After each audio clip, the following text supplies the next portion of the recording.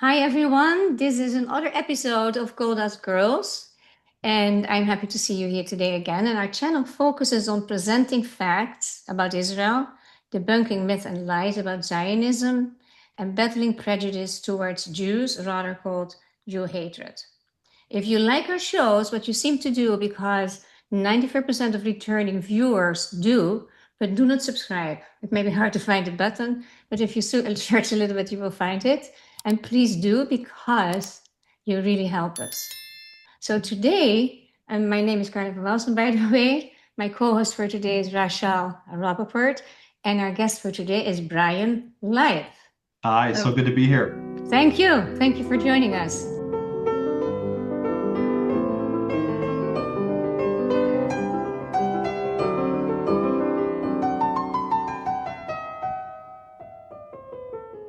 Bryan Leib is the founder and CEO of Henry Public Relations.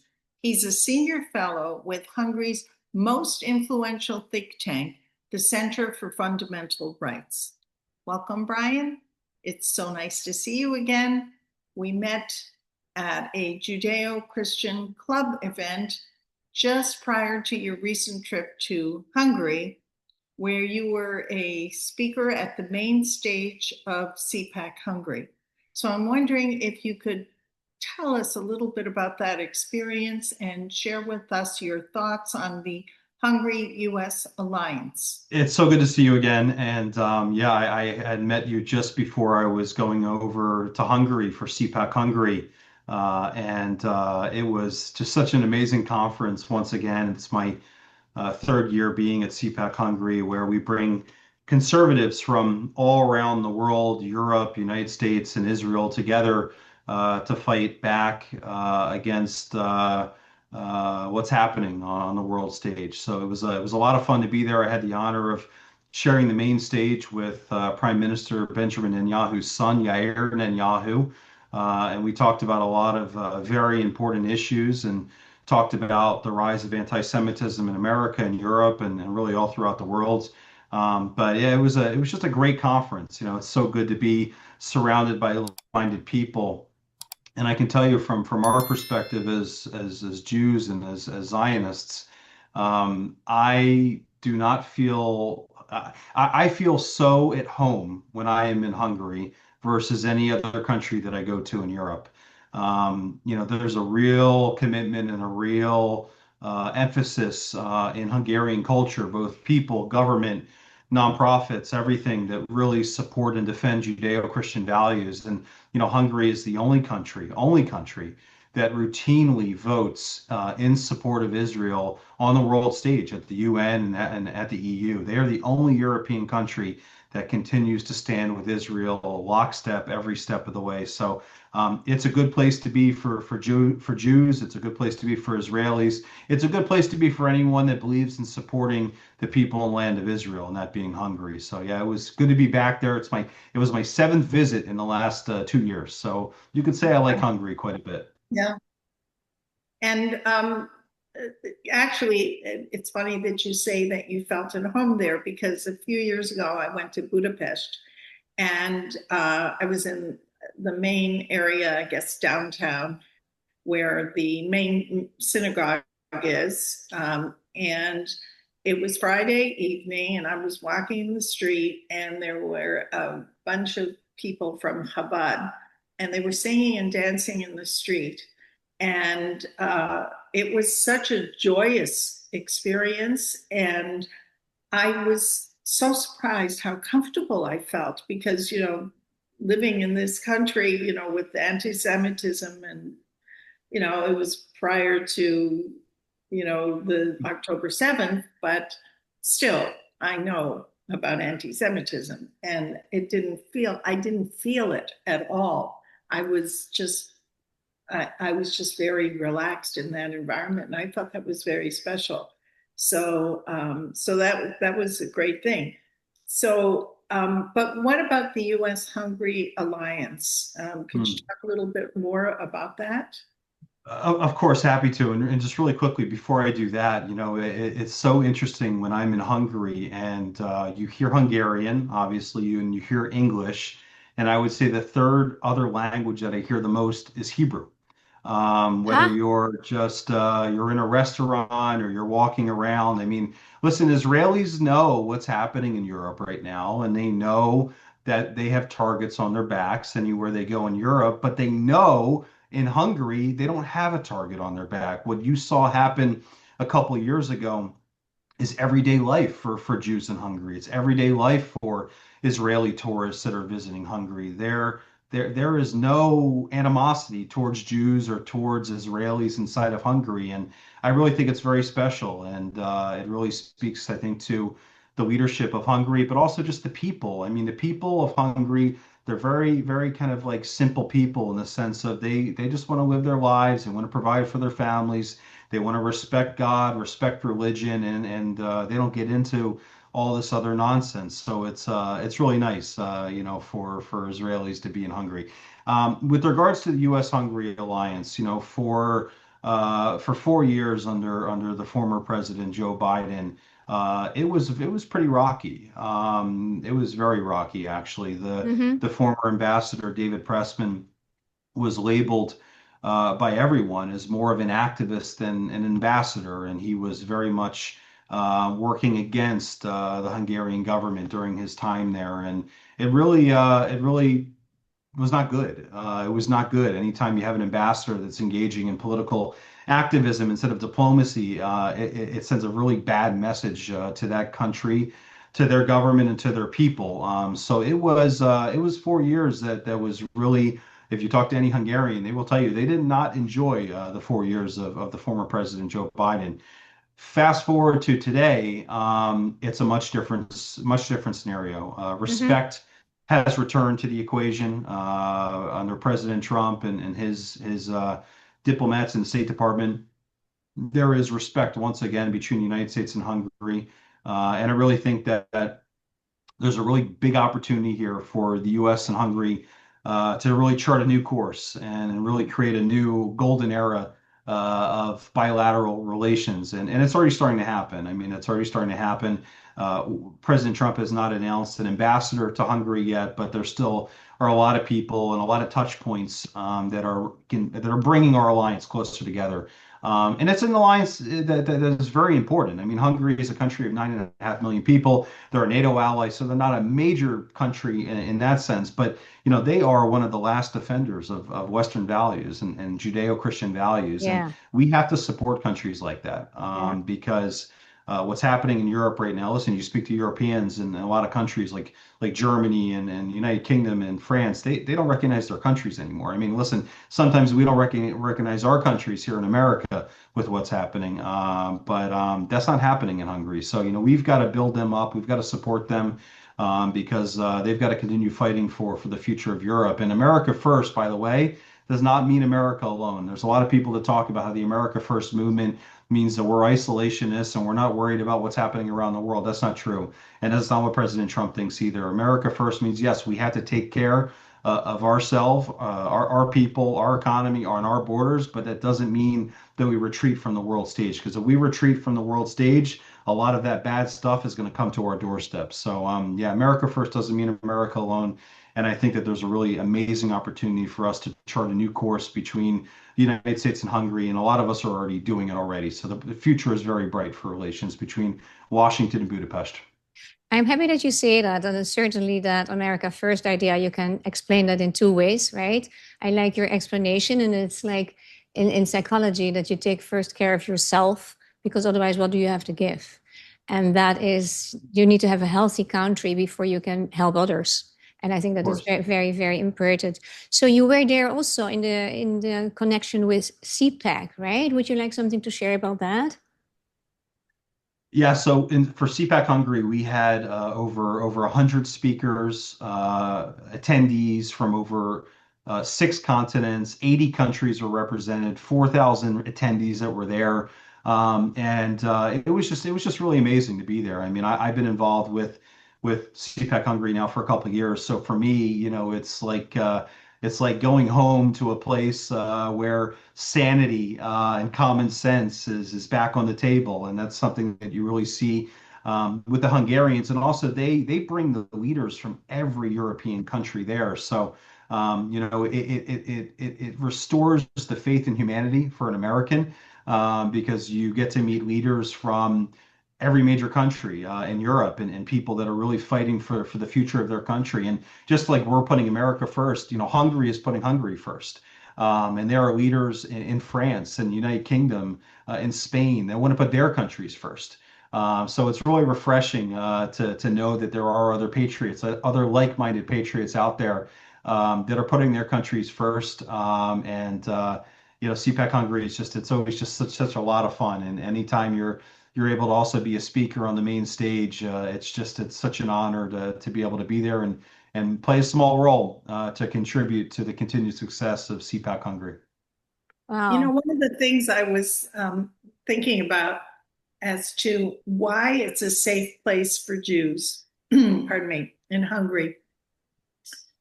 They have a closed border policy, and they don't have a Muslim problem. They don't have the problem that Germany has, and Sweden and the UK and France, and Canada, which is where I'm originally from. They don't have that problem. So when they don't have that problem, those are the people that are creating the fear for Jews. And so that's a big thing. So you've got Viktor Orban, the Prime Minister of Hungary, who is very aware and protects the country. He's just not letting anybody in. And I believe Poland is the same. I think they have the same kind of policy. And so I think that's a big factor in terms of why Jews are going there and why they feel safe there. Poland is not such a nice place for Jews. Still, no, I mean, so listen, I much think anti-Semitism there. you're exactly correct. And what we've seen kind of happening with what I like to call is kind of like the Islamization of Europe. It's been happening in like a country like the Netherlands for 15 years. I mean, I remember I went to Amsterdam. I was like 13 or 14 years old, and I was walking around, and I said to my parents, I said, "Are we in a Muslim country right now?" And that was like 15, 20 years ago.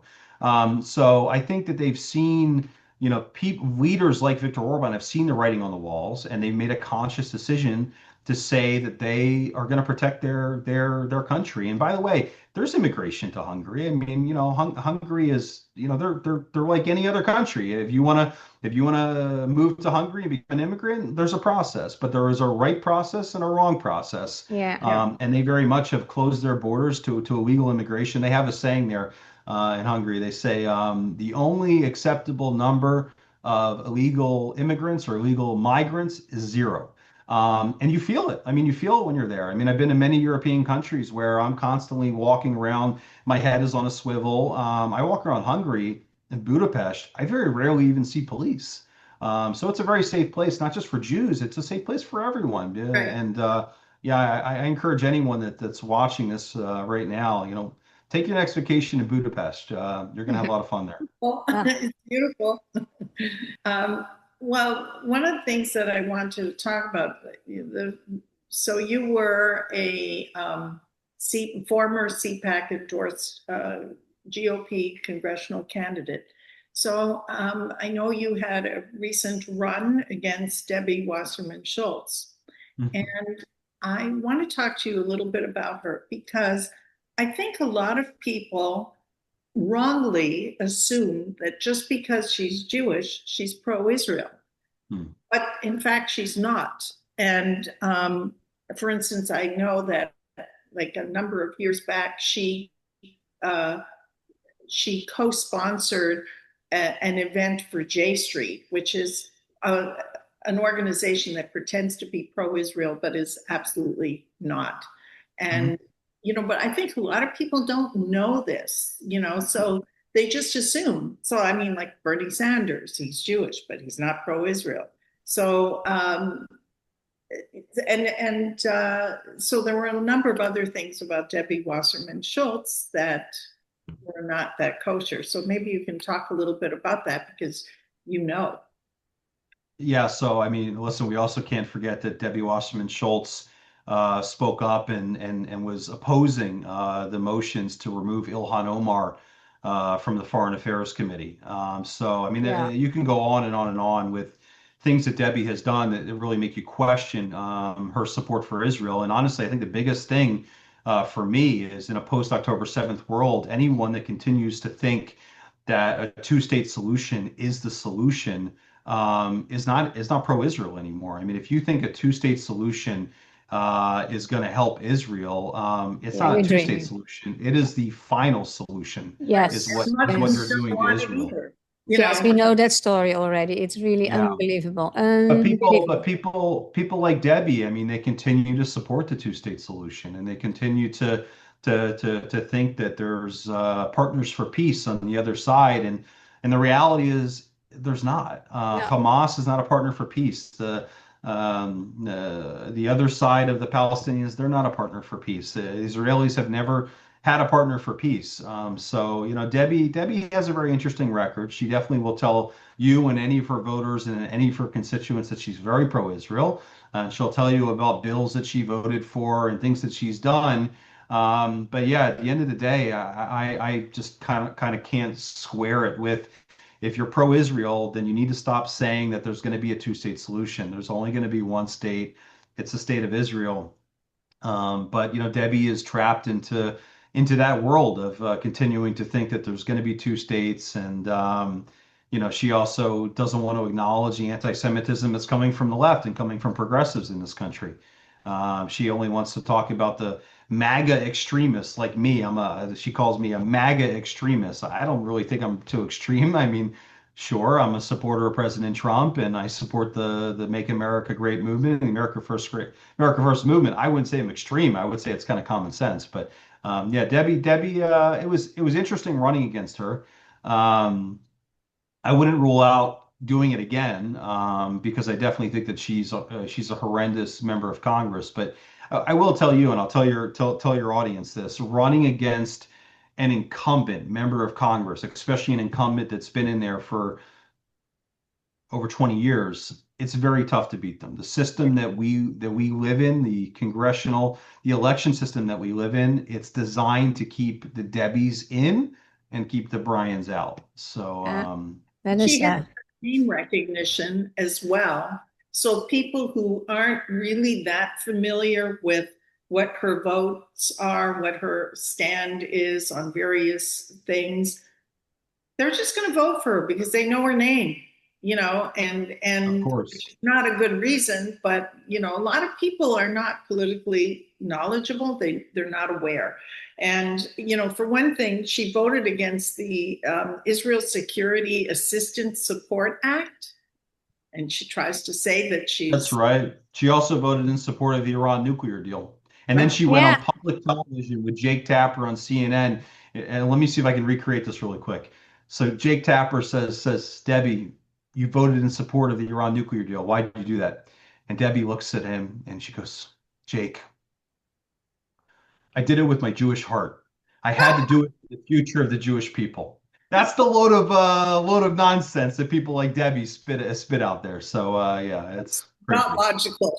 That is That- so insincere. And I sometimes feel like this kind of people are saying everything to be political correct to the people whose votes they can get.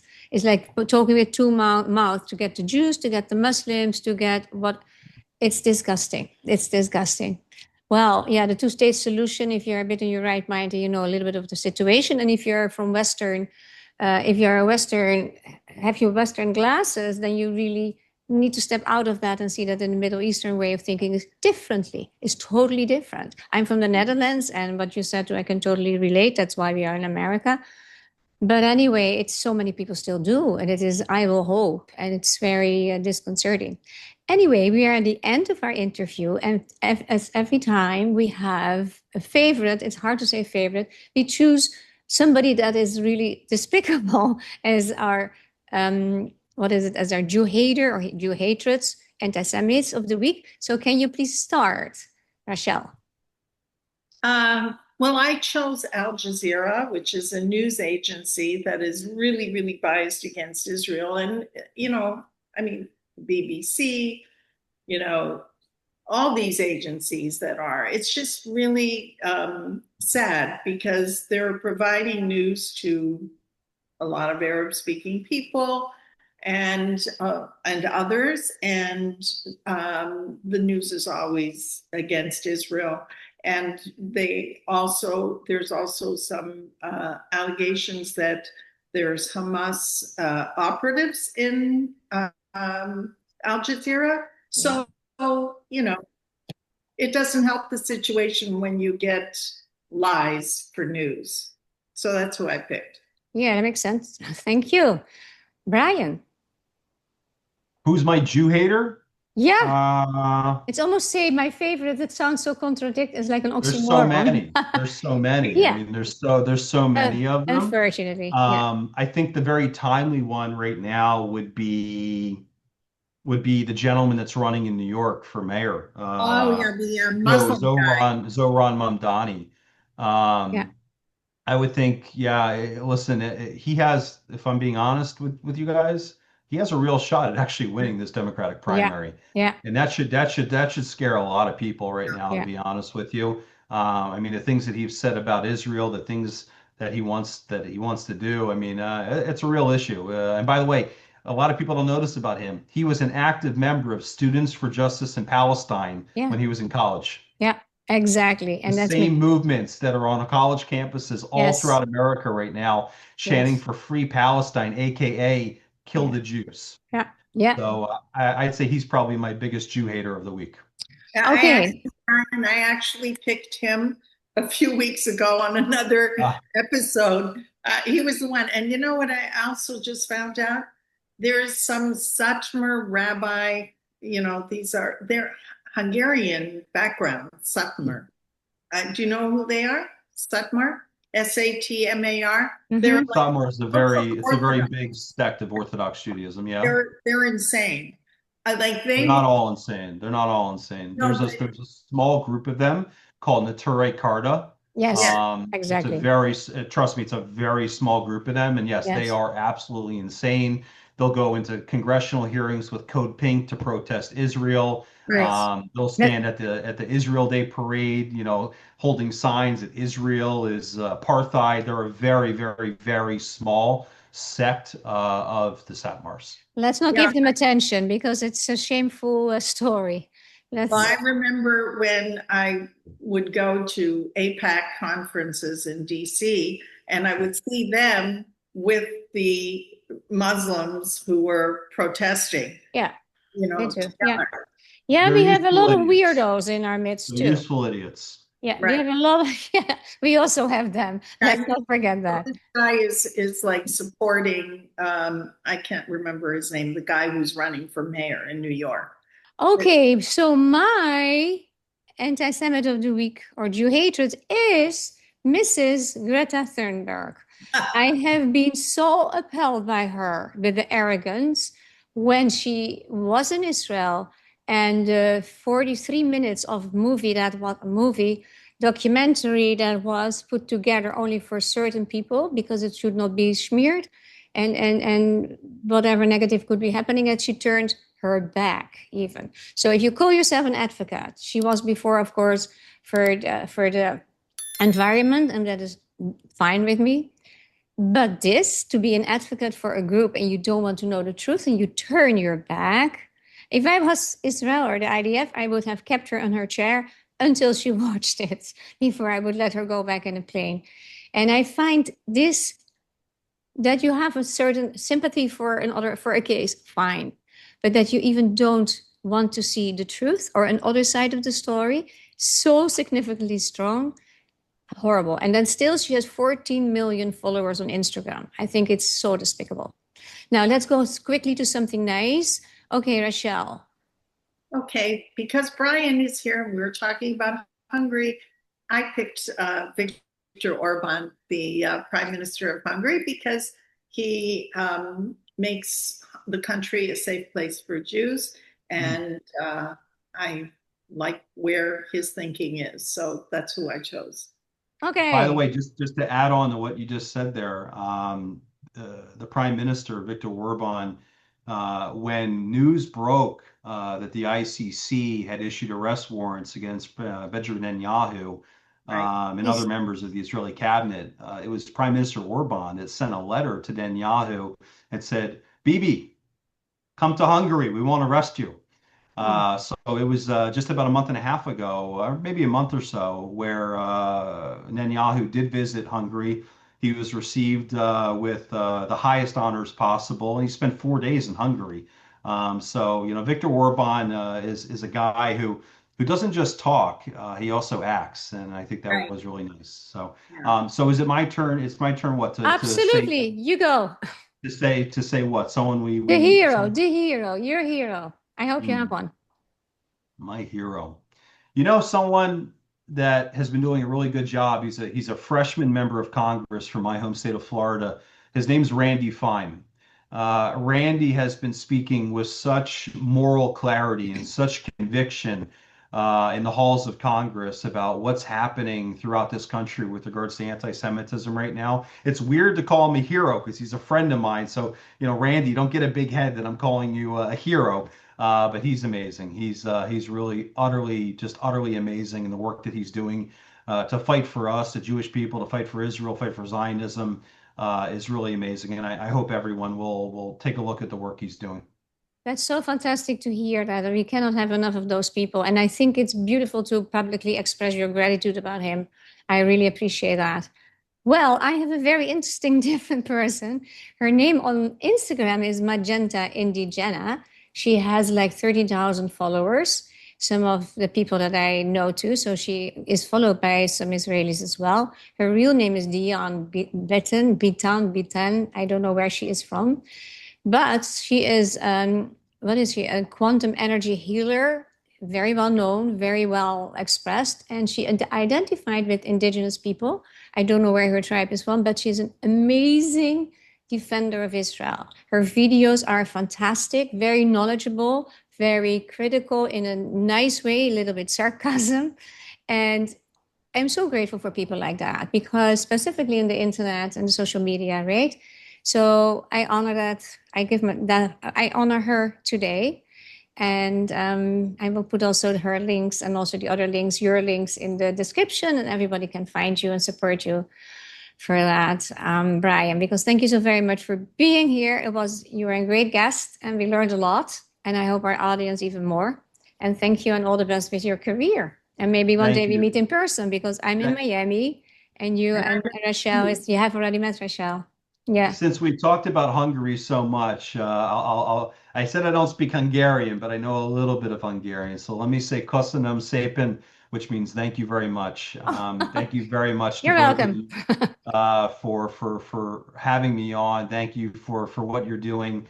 All of us need to do everything that we can to raise our voices and Yes. to speak out against the world's oldest hatred, which is, as we know, Jew hatred, anti-Semitism. So kudos to the both of you. Keep doing it, and happy to see the continued growth. Thank you so very much. And I really like your words, and it is so needed. And we support you, of course, too. If we can do anything for you, reach out. We have each other's Thank you so much. information. Thank you again, and take care, everybody. Have a great week. Bye bye.